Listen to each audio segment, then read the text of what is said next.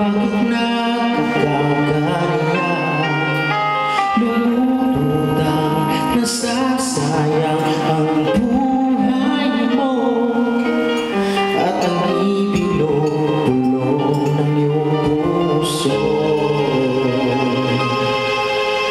Natutulog ba ang Diyos? Natutulog ba?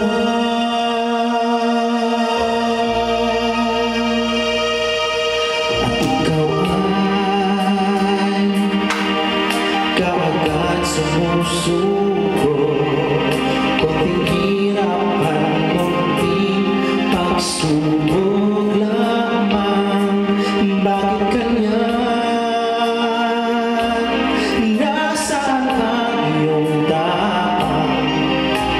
Natutuwa, nawawalan ng pag-asa, at iniisip na natutulog pa. Natutulog ba ang Diyos? Natutulog ba?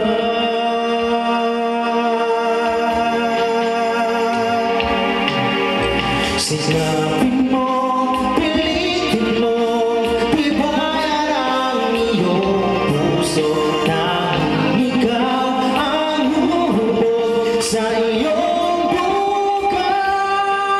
Huwag mo sanang akalain, natutulog ba ang Diyos?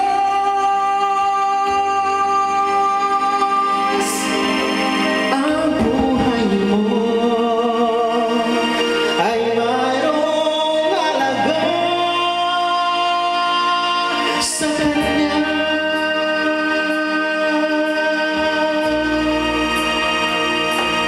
Dapat nga ba